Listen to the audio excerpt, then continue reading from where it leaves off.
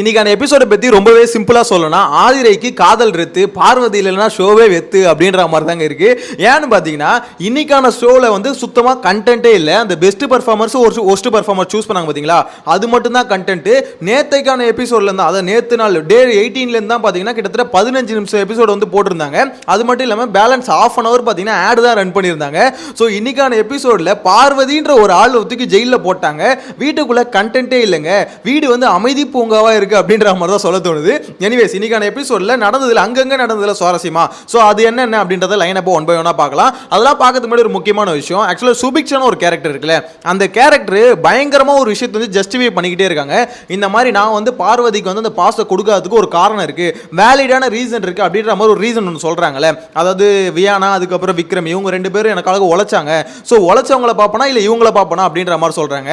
அப்போ இதில் கம்பேர் பண்ணும்போது அவங்க சொல்றது வந்து பார்த்தீங்கன்னா நியாயமா இருக்க மாதிரி சில பேருக்கு தோணும். ஸோ உங்ககிட்ட அந்த ஒப்பீனியன் கேட்குறேன், அது எப்படின்னு நினைக்கிறீங்க? சுபிக்ஷா பண்ணுறது ஃபேரா இருக்கு அப்படின்ற மாதிரி நினைக்கிறீங்களா, இல்லை ரொம்பவே ஒஸ்டான விஷயம்? என்னதான் இருந்தாலும் பார்வதியும் பார்த்தீங்கன்னா ஒரு சைடில் வந்து அவங்க எல்லாருக்கிட்டையும் திட்டு வாங்கி அடி வாங்கி உத வாங்கி எல்லாத்தையும் பண்ணது அந்த பாஸுக்காக தானே. ஸோ அவ்வளோ எஃபர்ட் எடுத்தது வந்து பார்த்தீங்கன்னா ஈஸியாக வந்து தூக்கி கொடுத்துட்றாங்களே அப்படின்ற மாதிரி தோணுதா? ஸோ உங்களோட கருத்தை ஃபர்ஸ்ட் ஆஃப் ஆல் கமெண்ட்ல மென்ஷன் பண்ணுங்க.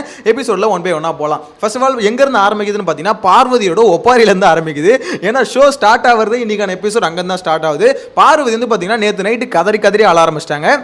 எதுக்காகன்னு பார்த்தீங்கன்னா அந்த நாமினேஷன் ஃப்ரீ பாஸை வந்து சுபிக்ஷா வந்து கொடுக்காததுக்காக அவங்க வந்து பார்த்தீங்கன்னா யோசிக்கிறேன் அப்படின்ற மாதிரி சொல்லும் போதே பார்வதி தெரிஞ்சு போச்சு இந்த பீஸ் நம்மளுக்கு தராது அப்படின்ற மாதிரி. அப்பயே பார்த்தீங்கன்னா கதறி ஒப்பாரி வைக்க ஆரம்பிச்சிட்டாங்க. ஸோ எல்லாருமே சமாதானப்படுத்துறாங்க, சரி விடு பார்த்துக்கலாம் அப்படின்ற மாதிரி சொல்கிறாங்க. மச்சான் இதுக்காக மச்சான் நான் வந்து இவ்வளோ கஷ்டப்பட்டேன், இந்த திவாகர் தொல்லையை தாங்கிக்கிட்டு எல்லாரும் எஃப்ஜே ஆதிரை எல்லாரையும் பார்த்தீங்கன்னா பகச்சிக்கிட்டு எல்லா பாட்டில்ஸும் கிராக்கு உடஞ்ச பாட்டில் எல்லாத்தையும் பார்த்தீங்கன்னா எல்லாருக்கிட்டையும் திட்டு வாங்கி எல்லாரும் பார்த்தீங்கன்னா நான் பகச்சிக்கிட்டு நான் வந்து அந்த இதெல்லாம் அப்ரூவ் பண்ணேன். அவ்வளோ அப்ரூவ் பண்ணதுக்கு காரணம் என்னது, அவளை ஜெயிக்க வச்சாதான் எனக்கு பாஸ் கிடைக்கும்னு சொல்லிட்டு பண்ணேன். ஸோ அப்படி இருக்கும்போது எல்லாத்தையும் பண்ணிட்டு கடைசியிலே முதுல தூக்கி சொல்லிட்டா மச்சான் அப்படின்ற மாதிரி பார்த்தீங்கன்னா பார்வதி வந்து கமருதீன் கிட்ட அழுதுட்டு இருக்காங்க.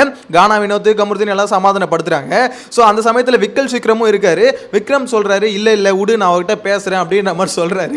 சொல்லிட்டு உள்ள போய் சுபிக்ஷா கிட்டையும் பேசுறாரு. இந்த மாதிரி சுபிக்ஷா உன்னை சுத்தி கேம் போது ஆக்சுவலா பார்வதி ஒப்பாரி வைக்க ஆரம்பிச்சிட்டா, பார்த்துக்கோ ஏதாவது பார்த்து பண்ணு அப்படின்ற மாதிரி சொல்றாங்க. சுபிக்ஷா அப்பயும் இறங்கி வந்த மாதிரி தெரியல, பார்வதி கழுவி ஊத்துறாங்க, சனியை என்னை வச்சு செஞ்சுட்டா அப்படின்ற மாதிரி. ஆக்சுவலாக இதில் வந்து ரெண்டு விஷயம் இருக்குங்க, கிளியராக சொல்லணும்னு வச்சுக்கோங்களேன். பார்வதி இவ்வளோ சொல்கிறாங்களே, அதாவது இவ்வளோ எஃபர்ட் எடுத்தேன் அப்படின்ற மாதிரி, அது உண்மையானு கேட்டிங்கன்னா என்னதான் பார்வதி அண்ணன் கேம் வந்து பார்த்தீங்கன்னா நிறைய பேருக்கு பிடிக்கல. அந்த கேம் வந்து ஒரு மாதிரி கேவலமாக, அதாவது எப்படி சொல்கிறது, ஒரு ஜெனியூனான ஒரு கேம் அவங்க ஆடல. ஏன்னா கியூசியாக வேலை செய்யும் போது கியூசியாக வேலை செய்யாமல் அதில் அவங்களோட சுயலாபத்தை பார்த்து ஒரு கேம் விளையாண்டாங்க. அது நிறைய பேருக்கு பிடிக்கல, அது ஒஸ்டான கேம் தான், நானும் அக்செப்ட் பண்ணிக்கிறேன். ஆனால் அவங்க எல்லாரும் பகச்சிக்கிட்டு ஒரு கேம் விளையாண்டாங்களே, ஸோ அது வந்து எப்படி, அதாவது ஒரு அவங்க விளையாண்ட கேம் எப்படி தப்புன்னு சொல்கிறோமோ அதே மாதிரி இவ்வளோ பகச்சிக்கிட்டு இவ்வளோ பேரை பகச்சிக்கிட்டு திவாகரை சமாளிச்சுக்கிட்டு திவாகர் காலில் விழுந்து அவர் காலையே பிடிச்சி கெஞ்சி கடைசியில் அந்த பாஸுக்காக எல்லாரையும் ஓகே பண்ணி அந்த பாஸை ஜெயிக்க வைக்கிறதுக்கோசம் சுபிக்ஷாவை ஜெயிக்க வச்ச பார்வதிக்கு சுபிக்ஷா வந்து அந்த பாஸை கொடுக்க மாட்டேன் அப்படின்ற மாதிரி முதுல குத்துறாங்களே, இது எந்த வகையில் ஃபேர்? சுபிக்ஷாக்கு பார்வதி பிடிக்காதுன்னு தெரியும். ஸோ அப்பயே உனக்கு பிடிக்காது கொடுக்க முடியாது அப்படின்ற எண்ணம் இருந்தாலும் என்ன பண்ணிருக்கணும், இனிஷியலாக கொடுத்துருக்கு, அதாவது ஒத்துருக்க கூடாது. சுபிக்ஷா இப்போ இந்த இவ்வளோ வேக்கான பேசுகிறாங்களே, எனக்காக உழைச்ச விக்ரம் எனக்காக உழைச்ச வியானாக்கு தானே கொடுக்கணும், இவ்வளோ வேக்கான பேசுகிற சுபிக்ஷா ஒரே ஒரு கேள்விக்கு பதில் சொல்லணும். பார்வதி வந்து டீல் பேசும்போது சுபிக்ஷா என்ன தெரியுமா சொன்னாங்க, இந்த மாதிரி நான் அதாவது பார்வதி ஒரு டவுட்டில் கேட்பாங்க, எனக்கு பாஸ் நீ கொடுக்காம விட்டுட்டா என்ன பண்ணுறதுன்னு. மக்கள் என்னை பார்ப்பாங்கல்ல, மக்கள் என்ன கேமராவில் இவ்வளோ பேர் பார்க்குறாங்க, நான் உனக்கு கொடுக்காம விட்டு அவங்க என்ன தானே தப்பாக நினைப்பாங்க, அது எப்படி நான் உனக்கு கொடுக்காம இருப்பேன் அப்படின்ற மாதிரி வேக்கான எல்லாம் பேசிட்டு இப்போ வந்து பார்த்தீங்கன்னா உழைக்கிறவங்களுக்கு தான், ஏன் அப்போ இவங்க உழைக்கிறது உனக்கு தெரியலையாமா அப்படின்ற ஒரு கேள்வி இருக்குல்ல. இங்கே பார்வதி மேலே தப்பு சொல்ற நிறைய பேர் சுபிக்ஷா பண்ண இந்த ஒஸ்டான ஒரு விஷயத்தை, இது வந்து பார்த்தீங்கன்னா கிட்டத்தட்ட ஒரு துரோகம் தான்.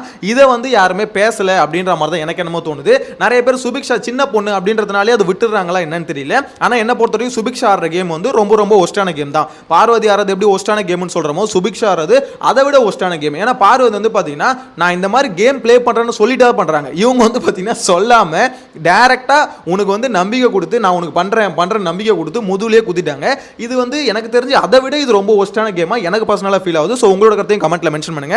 எனிவேஸ் இந்த டாபிக் சொல்லி பார்வதி அழுது முடிக்கிறாங்க. ஒரு கட்டத்தில் என்ன ஆகுதுன்னா சண்டை வந்து திவாகர் பக்கம் போது பழிய தூக்கி திவாகர் மேல போடுறாங்க. இந்த மாதிரி நீதான் உன்னால தான் நான் வந்து பார்த்தீங்கன்னா சுபிக்ஷா இது பண்ண, இல்லைனா ரம்யாவுக்கு நான் கொடுத்துருப்பேன், ரம்யாவை ஜெயிக்க வச்சிருப்பேன் அப்படின்ற மாதிரி சொல்றாங்க. அது உண்மையான கேட்டீங்கன்னா அதாவது திவாகருக்கு வந்து பார்த்தீங்கன்னா சுபிக்ஷா வின் பண்ணா ஓகே அப்படின்ற மாதிரி ஒரு எண்ணம் இருந்தது. ஆரம்பத்திலேருந்து அதுக்கு ஒரு புஷ் கொடுத்தாரு. இருந்தாலும் கடைசியில் பார்வதியும் திவாகர் ரெண்டு பேரும் சேர்ந்து தான் அந்த டிசிஷனுக்கு வந்தாங்க. அதாவது நம்ம வந்து சுபிக்ஷாவை ஜெயிக்க வைக்கலாம் அப்படின்ற மாதிரி ஒரு டிசிஷனுக்கு வந்தாங்க. ஸோ அப்பயே பார்வதிக்கு வந்து டவுட் இருந்தால் வேணாம்னு சொல்லியிருக்கலாம்ல, ரம்யாவை ஜெயிக்க வச்சிருக்கலாம்ல அப்படின்ற மாதிரி தான் இருக்கு. எனக்கு தெரிஞ்சு இவங்க ரம்யாவை ஜெயிக்க வச்சிருந்தாலும் இதே அப்பதான் தூக்கி சொல்லியிருப்பாங்க அப்படின்ற மாதிரி தோணுது. ஏன்னா இவங்க 2 பேருமே பார்வதி கொடுத்துருக்க மாட்டாங்க, அவங்க கிட்ட வேலை செஞ்சவங்களுக்கு தான் கொடுப்பாங்க அப்படின்ற மாதிரி தான் நான் அப்பயே நினைச்சேன். அதுதான் பார்த்தீங்கன்னா நடந்தது. ஸோ இப்பயும் பார்த்தீங்கன்னா சுபிக்ஷா எனக்கு தெரிஞ்சு கொடுப்பாங்களான்னு கேட்டிங்கன்னா கொடுக்க மாட்டாங்க. ஏன்னா அவங்க ஒரு பாயிண்ட் வேலிட் ரீசன் ஒன்று வைக்கிறாங்களே, அது ஒரு கேவலமான ரீசன். வியானா கழுத்தில் அடிபட்டது, விக்ரமுக்கு பார்த்தீங்கன்னா அவரு உழைச்சாரு, விக்ரம் வேணவே வேணான்ட்டாரு. ஆக்சுவலாக இப்போ வியானா மட்டும்தான் இப்போ வேணுன்றாங்க. கம்பேரிட்டிவ்லி வியானாவா பார்வதியா அவங்களுக்கோசம் அந்த எஃபர்ட் எடுத்தது அப்படின்னு பார்த்தா பார்வதி தான் என்ன பொறுத்த வரைக்கும் சொல்லணும்னு தோணுது. ஏன்னா கொஞ்ச நஞ்ச அவமானம் இல்லைங்க, அவமானம் எவ்வளோ ஒஸ்டான ஒரு பேச்சு, எல்லாருக்கிட்டையும் காரி தூண் துப்புறானுங்க. அவ்வளோத்தையும் தாங்கிட்டு இருக்கிறது சாதாரண விஷயம் இல்லை. வியானா எத்தனை பேரை பகச்சிக்கிட்டாங்க அந்த பாஸுக்காக, நான் இது பார்வதி எத்தனை பேர் பகச்சிக்கிட்டாங்க அப்படின்னு சிம்பிளாக யோசிச்சு பார்த்தாலே தெரியும். ஸோ அதை தான் பார்த்தீங்கன்னா விக்ரம் எடுத்து சொன்னார். இருந்தாலும் இது சுபிக்ஷா வந்து பார்த்தீங்கன்னா புரிஞ்சிக்கிற மாதிரி தெரியல. ஏன்னா புரிஞ்சிக்கிற மாதிரி தெரியலன்றத விட அவங்களுக்கு பார்வதி கொடுக்க விருப்பம் இல்லை. எனக்கு தெரிஞ்சு சுபிக்ஷா இவ்வளோ சுற்றி வளைச்சு இதெல்லாம் பண்ணாமல் டேரெக்டாக பார்வதி ஒன்று கொடுக்க எனக்கு விருப்பம் இல்லை, எனக்கு வந்து அவங்க 2 பேர் கொடுக்கணும் அப்படின்ற மாதிரி சொல்லிட்டு முடிஞ்சது. அங்கே சிம்பிளாக அதை பற்றி யாருமே பேச போகிறது இல்லை. ஆனால் இவங்க பண்ணுறது கரெக்டுன்ற மாதிரி ஜஸ்டிஃபை பண்ணுறது தான் அங்கே தப்பாக இருக்குது அப்படின்ற மாதிரி எனக்கு என்னமோ தோணுது. எனிவேஸ் இந்த சண்டை வந்து அப்படியே திவாகர் பக்கம் போகுது. திவாகர் பக்கம் போனோன்னு கானா வினோத்தும் கமருதீனும் அப்படியே எகுறாங்க. அதாவது கானா வினோத் தான் ஆரம்பிச்சார், யோ உன்னால் தான் நீ ஒழுங்காக இது பண்ணியிருந்தா அப்படின்ற மாதிரி ஆரம்பிச்சாரு. உடனே பார்வதியும் பார்த்தீங்கன்னா உன்னால் தான் எல்லாம் உன்னால் தான் அப்படின்னு அவங்களும் கத்த ஆரம்பிக்க, திவாகர் பார்த்தீங்கன்னா கத்திட்டு எப்பவும் போல போறாரு. நடந்து போயிட்டு இருக்கும் போதே வாக்குவாதம் அப்படியே கொஞ்சம் கொஞ்சமாக வளருது. ஸோ அங்கே வளரும் போது கானா வினோத் வந்து ஒரு மரத்துக்கு சேலை கட்டினா கூட நீலாம் சும்மா விட மாட்டேன் அப்படின்ற மாதிரி வார்த்தையை விட்டாரு. அது தப்பான வார்த்தை தான், இல்லைன்னு சொல்லவே இல்லை.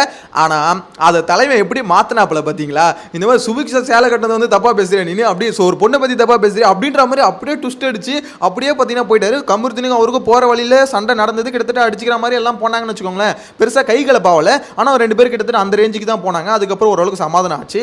ஆக்சுவலாக சமாதானம் உள்ளே போய் பேசும்போது சபரி இருக்கார்ல, அதாங்க புனிதர், அவர் வந்து சமாதானப்படுத்தும் போது இந்த மாதிரி நீ வந்து சுபிக்ஷா போடோ மேட்டரை பற்றி பேசுனியா அப்படின்ற மாதிரி கானா வினோத்துக்கிட்டையும் கமருதீன் கேட்கும்போது, இல்லை மச்சான் சத்தியமாக நாங்கள் அதை பற்றி பேசல, ஒரு மரத்துக்கு சேலை கட்டினா கொண்டு பார்ப்பேன் அப்படின்ற மாதிரி தான் பேசினோம், அது தப்பா கரெக்டா அப்படின்ற மாதிரி ஒரு கேட்பாரு.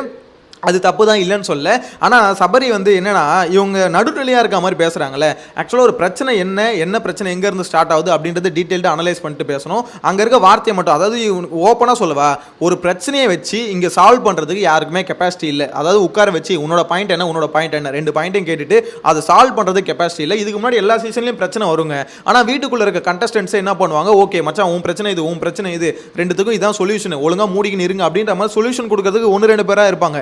இந்த சீசனில் ஒருத்தன் கூட இல்லை. ஏன்னா எவனாவது ஒருத்தன் தெளிவாக இருக்கணும்ல, எவனாவது ஒருத்தனாவது பயாஸ்டாக இல்லாமல் இருக்கணும்ல. எல்லாருமே பார்த்தீங்கன்னா இங்கே ஒரு மாதிரி இருக்குது. அதனால யாருமே கிளாரிட்டி இல்லாதனால மாறி அடிச்சுக்கிறாங்க. ஸோ இந்த சண்டை வந்து அடுத்த கட்டத்துக்கு போகும்போது பார்த்தீங்கன்னா திவாகரும் ஒரு வார்த்தையை விட்டுறாரு. இந்த மாதிரி என்னோட பேக்ரவுண்ட் என்னன்னு தெரியுமா அப்படின்ற மாதிரி. அதுக்கு முன்னாடியே 2-3 வார்த்தை விட்டாரு. உன்னோட ஸ்டோரியில் வந்த பொண்ணை வந்து இது மாதிரி பேசிட்டு அது மாதிரி பேசிட்டு அப்படின்ற மாதிரிலாம் பேசிட்டு இருந்தாரு. ஸோ அதுக்கடுத்து பார்த்தீங்கன்னா என்னோட பேக்ரவுண்ட் என்னன்னு தெரியுமா பேசிட்டாரு. அது வந்து பார்த்தீங்கன்னா அவர் எதை மீன் பண்ணுறான்னு உங்களுக்கே தெரியும். அவர் யாரு, நான் யாரு, என் பேக்ரவுண்ட் என்ன தெரியுமா அப்படின்னு நான் கூட ஷோவில் கட் பண்ணுறாங்கன்னு நினச்சேன். ஆனால் கட் பண்ணல. மேபி கண்டென்ட் இல்லாதனால தூக்கி சொல்லிட்டாங்களா என்னன்னு தெரியல. இன்னைக்கு பார்த்தீங்கன்னா நிறைய விஷயத்தை வந்து அப்படியே போட்டாங்க. ஏன்னா வந்து கண்டென்ட் இல்லை, அதனால இருக்கிறத வச்சு மேட்ச் பண்ணலாம் அப்படின்ற மாதிரி தான் போட்டாங்க. ஸோ இந்த இடத்துல திவாகர் சொன்ன அந்த வார்த்தை ரொம்ப தப்பு. அது எதை மீன் பண்ணார் அப்படின்றது எல்லாருக்குமே தெரியுது. அவர் வந்து ஒரு கம்யூனிட்டி விஷயத்தை வந்து மென்ஷன் பண்ணுறாரு ஷோவில். அது ரொம்ப தப்பான விஷயம். அது வந்து வெளியே நீ ஜாதி பெருமை எல்லாமே நீ பேசிக்கலாம், அதாவது ஒரு இதில் போய் நீ பேசிக்கலாம், ஒரு சேனலில் யூடியூப் சேனலில் இன்டர்வியூ கொடுக்கும்போது இதெல்லாம் பேசிக்கலாம். ஆனால் இங்கே வந்து அந்த ஷோவில் வந்து அந்த மாதிரிலாம் நான் யார் என் பேக்ரவுண்ட் அப்படிலாம் பேசுறது ரொம்ப தப்பான விஷயம். தலைவர் வந்து இதே மாதிரி இந்த விஷயத்தை வச்சு பேசியிருந்தாரா திருப்பி போட்டு உருட்டிடுவாங்க. ஆல்ரெடி வெளியே அடி வாங்கினது காரணமே எல்லாம் அதான். ஸோ அப்படின்னும் போது திருப்பியும் உள்ளே வந்து நீ அதை தான் பேசுகிறேன்னா போட்டு பொழந்துருவாங்க தர்பீஸ் அப்படின்ற மாதிரி தான் சொல்ல தோணுது. ஆனால் திவாகர் மேலே இங்கே என்ன தப்பு தெரியுமா, ஆக்சுவலாக திவாகர் வந்து ஸ்டார்டிங்லேயே பார்வதிக்கு உனக்கு எனக்கும் சரியாக வரல, அதாவது இந்த மாதிரி நான் வந்து பயாஸ்டாக இருக்க மாட்டேன் அந்த இதில் கியூஸில் நான் ஜெனியூனா இருப்பேன்னு சொல்லிட்டு இருக்கணும். ஆனால் மேட்டர் என்னன்னா திவாகரும் எங்களுக்கு ஜெனியூனா இல்லை. திவாகர் வந்து பார்த்தீங்கன்னா சபரிக்கு எஃப்ஜேக்கு வந்து ஃபேவர் பண்ணுறாரு. ஏன்னா அவங்க வந்து ஒரு நல்ல உபசரிக்கிறாங்க. ஸோ இங்கே பிரச்சனை என்னன்னா கியூசியில் யாராவது ஒருத்தர் ஜெனியூனா இருந்தால் அது வந்து பார்த்தீங்கன்னா டாஸ்க் வேற மாதிரி இருக்கும். 2 பேருமே ஆளுக்கு பார்வதிக்கு நாமினேஷன் பாஸ் கோசம் பயாஸ்டாக இருக்காங்க. திவாகருக்கு சபரியும் எஃப்ஜேவும் இது வாட்டர் மெலன் கொடுக்குறானுங்க, சோத்து கொடுக்குறானுங்க. சோறுக்கு போடுறதுனால திவாகர் வந்து அவங்களுக்கு உண்மையாக இருக்கும்னு நினைக்கிறாரு. இதுதான் இங்கே பிரச்சனை. 2 பேருமே ஜெனியூனாக இருக்கணும்னு நினைக்கல. ஸோ எனிவேஸ் இதுக்கப்புறம் அப்படியே ஷோ நகருது. எங்கே தெரியுமா, மறுநாள் காலையில் என்ன கண்டென்ட்னா டேரெக்டாக எஃப்ஜேக்கும் விஜய் பார்வதிக்கும் ஒரு சண்டை வருது. தேவையில்லாத சண்டை, ரெண்டு பேரும் எப்பவும் போல மார்க் பண்ணுறது, எப்பவும் போல இது பண்ணுறது அப்படின்ற மாதிரி ஒரு மாதிரி சும்மா பேசிட்டு இருக்காங்க. தேவையில்லாத கண்டென்ட் அப்படியே வெட்டி தூக்கி போட்டுரும். இதுக்கப்புறம் தான் மெயினான கான்செப்ட் அந்த ஒஸ்ட் பர்ஃபார்மன்ஸ்னு வருதுல, அது வந்து எதுக்கு இந்த டாஸ்க்கை கொடுக்குறாங்க அப்படின்றது இந்த வீட்டுக்குள்ளே இருக்கவனா தெரியுதா தெரியலையான்னு தெரியலங்க. ஒஸ்ட் பர்ஃபார்மன்ஸ்னா இந்த டாஸ்கில் யாருமே பங்கெடுத்துக்க இன்ட்ரெஸ்ட் இல்லாமல் ஒதுங்கி இருப்பானுங்களே, இருக்கிற இடம் தெரியாமல் ஒளிஞ்சிக்கிட்டு இருப்பானுங்களே, அவனுங்கள சொல்லணும். நான் என்னன்னா பார்வதியை சொல்லு கமருதீனை சொல்லு வேணான்னு சொல்லலை, இங்கே நான் பார்வதி கமருதீனை சேர்த்து தான் சொல்கிறேன். அவங்களும் என்ன பண்ணுறாங்க, பார்வதி எவ்வளோ தெளிவாக பேசு அப்படி இப்படின்னு பேசுகிறாங்க. ஆனால் கொஞ்சம் கூட யாருமே மூளை யூஸ் பண்ணுறாங்க. எல்லாருக்குமே என்னன்னா அவங்களுக்குள்ள இருக்க வன்மத்தை கொட்டணும். பார்வதி என்னன்னா இது எஃப்ஜே மேலே இருக்க வன்மத்து கொட்டணும், எஃப்ஜேக்கு என்னன்னா பார்வதி மேலே இருக்க வன்மத்து கொட்டணும், கமருதீனுக்கு வந்து பார்த்தீங்கன்னா திவாகர் மேலே இருக்க வன்மத்து கொட்டணும், திவாகருக்கு கமருதீன் மேலே இருக்க வன்மத்து கொட்டணும். எல்லாருமே அதுதான் பார்க்குறாங்க தவிர நிறைய பேர் இதனாலேயே பின்னாடி தப்பிச்சுக்கிட்டு இருக்கானுங்க. கலை என்ன பண்ணார், ஒன்றும் பண்ணலையா? அதே மாதிரி பார்த்தீங்கன்னா நான் சொல்ல ஒஸ்ட் பர்ஃபார்மன்ஸ், டாஸ்கில் ஈடுபாடே இல்லாமல் இருந்தது சொல்கிறேன். ஸோ ஏன்னா டாஸ்கில் ஈடுபாடு இருந்தால் தான் அந்த ஒரு வெறி வரும், ஜெயிக்கணுன்ற ஒரு வெறியும். கலை என்ன பண்ணார், அரோரா என்ன பண்ணாங்க, துஷார் என்ன பண்ணா? ஸோ இதில் வந்து இவங்களாம் ஒன்றும் பண்ணாது அப்பட்டமாக தெரியுது. ஆனால் ஒஸ்ட் பர்ஃபார்மரில் சில பேர் மட்டும்தான் அவங்கள சொன்னாங்களே தவிர மோஸ்ட்லி சில பேரில் ஒருத்தர் என்னமோ தான் சொன்னாங்க. மோஸ்ட்லி பார்த்தீங்கன்னா என்ன பண்ணாங்கன்னா கமருதீனும் பார்வதியும் சொன்னாங்க. இந்த பக்கத்தில் வந்து பார்த்தீங்கன்னா வாட்டர் மெலனையும் அதுக்கடுத்து எஃப்ஜே இந்த மாதிரி ஆளுங்கள் தான் சொல்லியிருந்தாங்க தவிர இதில் வந்து யாருமே ஒரு டாஸ்க் எதுக்காக கொடுக்குறாங்கன்னு இப்போ வரைக்கும் புரிய மாட்டுது அப்படின்ற மாதிரி தான் உண்மை. ஒஸ்ட் பர்ஃபார்மர் ரெண்டு பேரும் சொல்லி ஜெயிலில் தள்ளிட்டாங்க. யார், பார்வதியும் கமருதீனும் தள்ளிட்டாங்க. அவங்க போகும்போது பார்த்தீங்கன்னா புலம்பிட்டு போனாலும் அதுக்கப்புறம் ஜாலியாக இருக்க ஆரம்பிச்சிட்டாங்க. கொடுக்குறதெல்லாம் சாப்பிட்டுக்கிட்டு எப்போ நான் இங்கே இருக்கிறதே நல்லா இருக்குப்பா அப்படின்ற மாதிரி பார்வதியும் கமருதீனும் அங்கேயே செட்டில் ஆகிட்டானுங்க. என்னடா விட்ட இதே வீடாக மாற்றிப்பீங்களாடா அப்படின்ற மாதிரி தான் இருந்தது. ஆக்சுவலாக விஷயம் என்னன்னு பார்த்தீங்கன்னா இந்த ஜெயிலுக்கு பார்வதி அமிச்சதாலேயே இன்னைக்கு கண்டென்ட் இல்லைங்க. ஏன்னா அதுக்கப்புறம் என்ன நடந்ததுன்னு பார்த்தீங்கன்னா ஃபுல் அண்ட் ஃபுல் ப்ரொமோஷன் தான் நடந்தது. அதுக்கப்புறம் இவங்களுக்கு ப்ரொமோ கண்டென்ட் இல்லாதனால திருப்பி பார்வதிக்கிட்டே போயிட்டானுங்க. பார்வதி புலம்பிட்டு இருப்பாங்க பார்த்தீங்களா, அதை எடுத்து ப்ரொமோவாக போடுற அளவுக்கு பார்த்தீங்கன்னா கண்டென்ட் உள்ளேருந்து வரல, அங்கே அப்பயும் பார்வதி கிட்ட தான் வருது. அப்போ பிக் பாஸ் டீம் எந்த அளவுக்கு பார்வதியை நம்பி இருக்குன்னு மட்டும் யோசிச்சு பாருங்க. பார்வதியை மட்டும் இன்கேஸ் வெளியே துரத்திட்டாங்கன்னு வச்சுக்கோங்களேன், கண்டென்ட்டுக்கு ரொம்ப பஞ்சமாக இருக்கும் அப்படின்ற மாதிரி தான் தோணுது. ஏன்னா பார்வதி வந்து கண்டென்ட் குடோனு அப்படியே கொட்டுது. அந்த வாய் வந்து நிற்காது போல, ஏதாவது ஒன்று பேசிக்கிட்டே இருக்கும், அதுவும் தப்பு தப்பாக தான் பேசிக்கிட்டே இருக்கும் அப்படின்ற மாதிரி ஒரு வாய். ஸோ அந்த வாய் இல்லைன்னு வச்சுக்கோங்களேன், பிக் பாஸோட பொழப்பே பொழப்பில் வந்து மண்ணு வந்துடும் அப்படின்ற மாதிரி தாங்க இருக்குது. நான் இன்னைக்கு யோசிச்சே பார்க்கலங்க, பார்வதியை உள்ள அனுப்பிச்சதுக்கப்புறம் ஷோ இப்படி போகும்னு யோசிச்சு பார்க்கல. ஏன்னா மற்றவங்களும் பேசுகிறாங்க அங்கங்கே உட்காந்து, யாருமே இந்த அளவு கண்டென்ட் கொடுக்க முடியல. பார்வதி பேசுறது மட்டும்தான் அங்கே கண்டென்ட்டாக மாறுது. ஸோ இதுக்கப்புறம் பார்த்தீங்கன்னா அங்கங்கே பேசிக்கிட்டு இருக்காங்க. இதில் வந்து ஒருத்தர் பேசுறது வந்து முக்கியமான கவனிச்சேன் லைவ்ல, துஷார் இருந்தார்ல, அதாவது சுபிக்ஷா கூட கடைசியாக பேசிட்டு இருந்தாங்களே, நான் உழைச்சவங்களுக்கு கொடுக்கணும் அப்படின்னு உருட்டிட்டு இருந்தாங்களே. ஸோ அதுக்கு முன்னாடி என்ன நடக்கும்னா, துஷார்னு ஒரு பைபிள் இருக்குல்ல, அந்த பைபிளை சொல்லும், நான் ஃபர்ஸ்ட் வீக்லாம் ஒரு மாதிரி நல்ல பையனா இருந்துட்டேன், இதுக்கப்புறம் பாரு அப்படி இருக்கக்கூடாது, அப்படி இருந்ததா தப்பு, இதுக்கப்புறம் பாரு ஆட்டத்தை அப்படின்ற மாதிரி பேசுறாப்புல. துஷாரே நீ ரொம்ப வந்து தப்பாக புரிஞ்சிட்டு இருக்க கேமை. ஆக்சுவலாக நீ அது துஷாரை பொறுத்த வரைக்கும் ஒரு எப்படி சொல்ல ஒரு இதை அதை ஒரு எப்படி சொல்ல ஒரு கருத்தை எடுத்து வச்சு அதில் வந்து வாக்குவாதம் பண்ணுறதுக்கு துஷாருக்கு தெரியல. அவன் வந்து போய் எல்லாரும் முன்னாடி பிளாக் பண்ணுறான், அது வந்து ஒரு பெரிய தப்பு. அது பிளாக் பண்ணுறது அதாவது எப்படின்னா, இப்போ அவங்க முன்னாடி கிட்டத்தட்ட சண்டைக்கு தூண்டுற ப்ரொவோக் பண்ணுறது தான் பார்த்தீங்கன்னா துஷாருக்கும் தெரியுது. ஆனால் அவனுக்கு தெரிஞ்ச வகையில் ப்ரொவோக் பண்ணுறான். எஃப்ஜே எப்படி ஒரு மாதிரி ப்ரொவோக் பண்ணுறானோ அதே மாதிரி பார்த்தீங்கன்னா துஷாரும் ஒரு மாதிரி ப்ரொவோக் பண்ணுறான். அவன் என்ன நினைக்கிறான்னா, வயலண்ட்டாக ஆடுறது கேமு அப்படின்ற மாதிரி நினைக்கிறான். ஆக்சுவலாக வயலண்ட்டாக ஆடுறது கேம் இல்லை, கொஞ்சமாக தைரியமாக ஆடுறது. வயலன்ஸுக்கும் தைரியத்துக்கும் டிஃபரன்ஸ் இருக்கு. அதாவது உங்க கூட இருக்கவங்க பண்ற தப்ப வந்து கூடவே இருந்தாலும் அது வந்து எதிர்த்து கேட்கணும். அதுதான் பாத்தீங்கன்னா தைரியமா ஒரு கேமை ப்ளே பண்றது.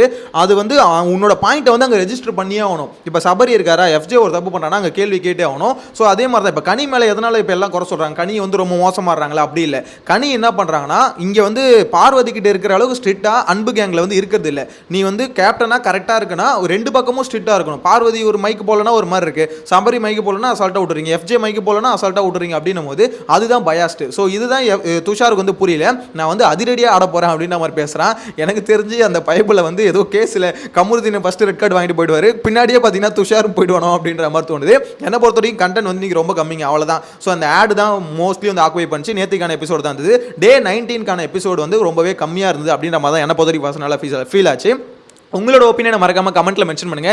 நீங்க என்ன நினைக்கிறீங்க? ஆக்சுவலாக இன்னைக்கான மெயினான டாபிக் வந்து பார்த்தீங்கன்னா, அது ஒரு டாப்பிக்கை விட்டுட்டல நான், ஆதிரை எஃப்ஜே லவ் ஸ்டோரி, அதுதாங்க ஒரு மெயினான டாபிக்.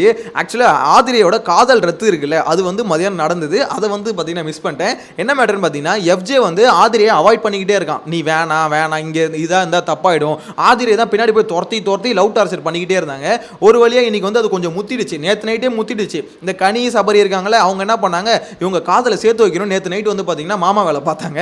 பார்த்து திருப்பி அவங்கள வந்து பார்த்தீங்கன்னா ஓரளவுக்கு சேர்த்து வச்சாங்க. திருப்பி காலையில் வந்து பார்த்தீங்கன்னா பிச்சுக்கிச்சு. அதாவது அவனுக்கு வந்து கொஞ்சம் இன்ட்ரெஸ்ட் இல்லை. அவன் தான் ஒரு தடவையும் பார்த்தீங்கன்னா மூஞ்சில வச்ச மாதிரி பேசுறானே, ஆமா நிற்காத போ ஏன் இங்கே இருக்கு அப்படின்ற மாதிரி தான் பேசுகிறான். நீ தாம்மா பின்னாடி போகிற, அவன் எங்கே இதில் வேற ஆதிரை சொல்கிறாங்க, ஒரு பக்கம் ரெமோவாக இருப்பான், ஒரு பக்கம் ஒரு வாட்டி ரெமோவாக இருப்பான், ஒரு வாட்டி அண்ணினா இருப்பான், அவன் எப்போ எப்படி இருக்கானே தெரிஞ்சுக்க முடியல அப்படின்ற மாதிரி சொல்கிறாங்க. அவனோட கேரக்டர் அப்படி தான் இருக்குது. உங்ககிட்ட மட்டும் இல்லை, எல்லாருக்கிட்டையும் அவன் அப்படி தான் நடந்துக்கிறான்.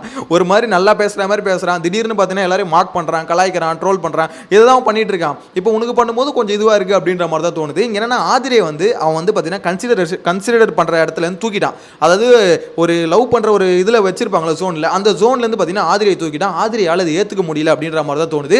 இந்த காதல் ரத்தானது ஆதிரை மனசை வந்து ரொம்ப புண்படுத்திருச்சு. சரி போ பார்த்துக்கலாம் அப்படின்ற மாதிரி சொல்லிட்டாங்க. எத்தனை நாள் பிரிஞ்சிருக்க போகிறாங்கன்னு தெரியல. இல்லை திருப்பி வந்து பார்த்தீங்கன்னா ஒரு கண்ணும் நோக்கி அப்படின்ற மாதிரி கண்ணிலேயே பார்த்து திருப்பி சேர்ந்துருவானுங்களா அப்படின்ற மாதிரி வெயிட் பண்ணி தான் பார்க்கணும். உங்களோட கருத்தை மறக்காம கமெண்ட்ல மென்ஷன் பண்ணுங்க. இன்னைக்கான எபிசோட்ல இந்த லவ் கண்டென்ட்டும் அந்த பெஸ்ட் பெர்ஃபார்மன்ஸ் ஒஸ்ட் பெர்ஃபார்மன்ஸ் அவ்வளவுதான் இருந்தது. அந்த பெஸ்ட் பெர்ஃபார்மன்ஸ்ல பார்த்தீங்கன்னா விக்ரமையும் பிரவீன் ராஜ் சூஸ் பண்ணாங்களே, அதில் என்ன பொறுத்த வரைக்கும் என்னோட ஒப்பீனியன் வந்து விக்ரம் ஓகே, பிரவீன் ராஜ் எந்த அளவுக்குன்னு தெரியல. ஏன்னா எனக்கு வந்து விக்ரமும் அதுக்கடுத்து சுபிக்ஷாவும் சொல்லலாம். அதுதான் சொல்லணும், பார்வதி இந்த மாதிரி ஒஸ்டான கேம் ஆனாலும் கேம் ஆடினாங்க, அதே மாதிரி சுபிக்ஷா ஒஸ்டான கேம் ஆனாலும் ஏதோ ஒரு கேம் ப்ளே பண்ணிச்சு அந்த பொண்ணு. அவங்களுக்கான வேலைகளை செஞ்சுதான் இருக்கட்டும். அது மட்டும் இல்லாமல் இந்த டீலிங் பேசுறது இதெல்லாம் பண்ணது எனக்கு தெரிஞ்சு சுபிக்ஷா. இவங்க 2 பேர் கொடுத்துருக்கலாம். பட் ஓகே 2 பேர் கொடுத்தது ஓகே தான். ஆனால் இவங்களுக்கு வந்து அந்த கான்செப்டை புரிய வச்சு இதெல்லாம் வந்து கரெக்டான ஆளை சூஸ் பண்ணுறதுலாம் இன்னும் கொஞ்சம் நாள் ஆகும் அப்படின்ற மாதிரி தான் தோணுது. பார்க்கலாம், வைல்ட் கார்டு என்ட்ரி வராங்களே, ஸோ அவங்க வந்ததுக்கு அப்புறம் எப்படி கேம் மாறுதுன்னு பார்க்கலாம். சேனலை ஃபஸ்ட் டைம் பார்த்தீங்கன்னா சப்ஸ்கிரைப் பண்ணிக்கோங்க. நெக்ஸ்ட் வீடியோவில் மீட் பண்ணலாம். Bye by.